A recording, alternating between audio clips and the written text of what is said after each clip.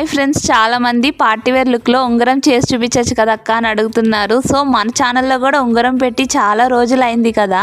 ఈ ring base మీద అయితే నేను డిజైన్ చేసి చూపించబోతున్నాను మీకు. బ్యాక్ షీట్ మీద హాఫ్ మూన్ డిజైన్ అయితే డ్రా చేసుకున్నాను. దాని మీద ఇలాగా స్టోన్స్ అయితే స్టిక్ చేసుకుంటున్నాను మనకు కావాల్సిన డిజైన్ లో.